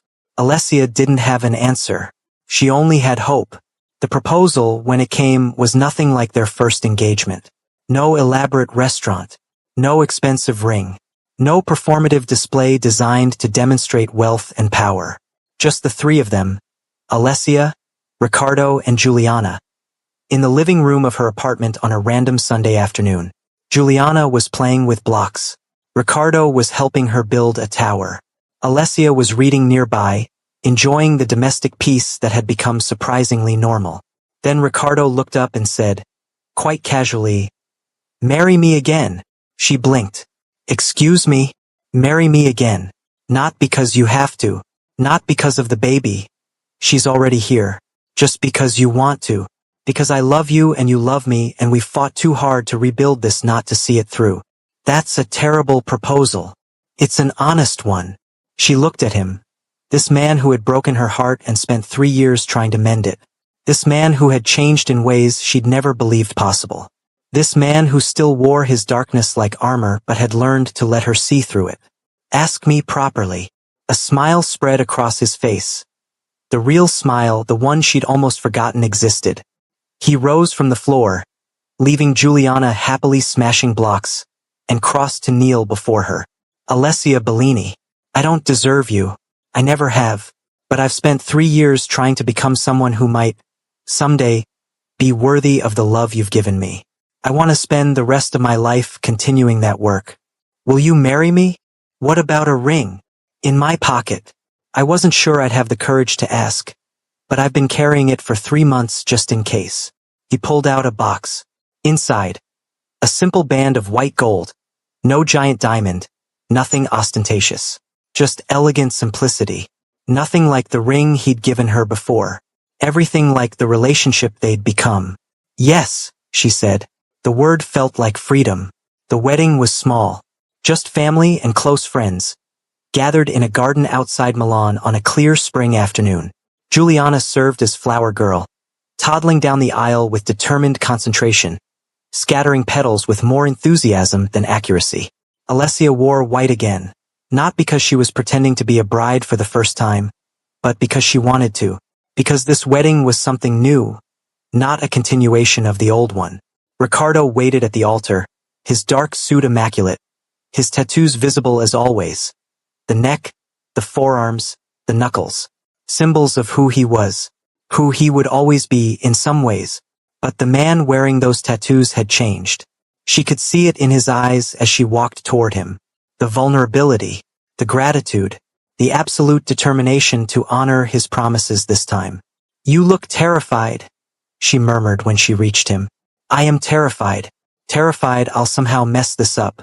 Terrified I'll wake up tomorrow and discover this was all a dream. It's not a dream. Prove it. So she did. She married him again, speaking vows they'd written together. Honest vows, acknowledging their history, promising to do better. I will trust you, she said. Not because trust comes easily, but because you've earned it. I will honor you, he said. Not because I'm incapable of failure, but because I choose every day to be the man you deserve. I will build a family with you, she said.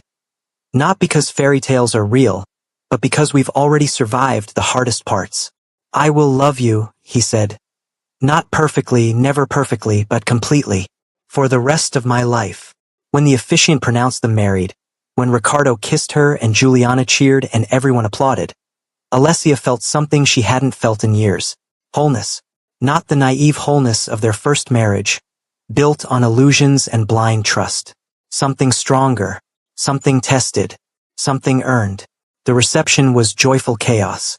Food and music and dancing, the kind of celebration they both avoided during their first wedding, which had been a formal affair designed to impress rather than enjoy. This time they danced. Really danced, holding each other close, swaying to music while their daughter tried to join in and various relatives attempted to photograph everything. Are you happy? Ricardo asked, his lips close to her ear. Yes. No qualifications? No mostly or I think so? No qualifications. Just yes. He pulled back to look at her face, his dark eyes searching hers. The tattoo on his neck, Famiglia Soprattutto, seemed different now. Not hypocritical. Not ironic. True. I'm going to spend the rest of my life earning this, he said. I know. And if I ever hurt you again, you won't. But if I do, then we'll deal with it. Together. Like we've dealt with everything else. It wasn't naive optimism. It was realistic hope. The kind that acknowledged the possibility of failure without being paralyzed by it. They had survived betrayal. They had survived divorce. They had survived the long, painful process of rebuilding trust from rubble. Whatever came next, they would survive that too. Together. 2 years later, their son was born. Marco Riccardo Moretti entered the world on a rainy November morning, loud and healthy, and already showing signs of his father's stubborn determination. Ricardo held his son for the first time and cried openly. Something the old Ricardo would never have allowed. Juliana, now 4, observed her baby brother with suspicious fascination. He's loud, she announced. You were loud too, Alessia reminded her. Was not. Was definitely. The family they'd fought for was complete now. Different from what Alessia had imagined on her first wedding day. Messier, harder, earned rather than given. Better. So much better. Years passed. Marco grew. Juliana grew. The family they'd rebuilt continued to strengthen, tested occasionally by life's inevitable challenges, but never broken. Ricardo kept his promises. Every single one. The business transformed under his new leadership. Still powerful, still formidable, but cleaner. More legitimate.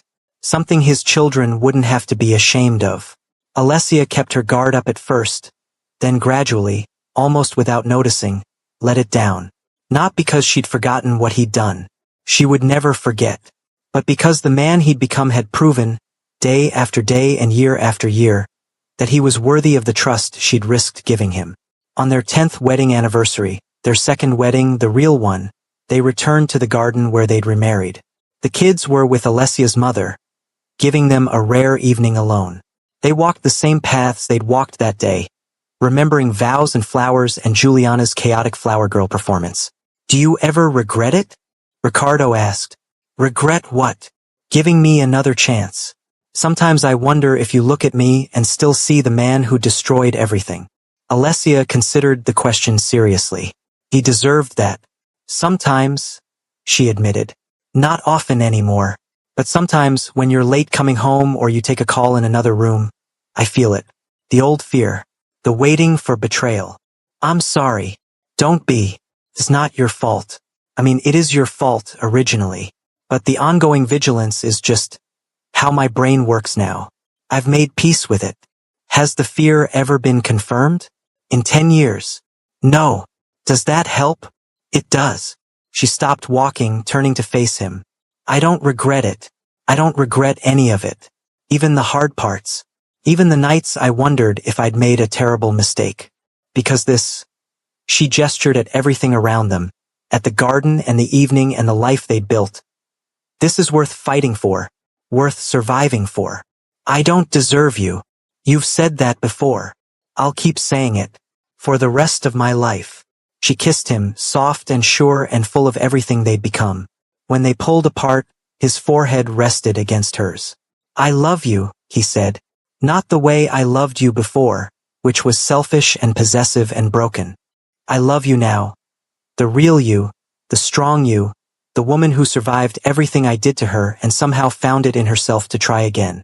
I love you too." The words came easily now. "Not because you're perfect, because you chose to change. And you keep choosing every day. That matters more than perfection ever could."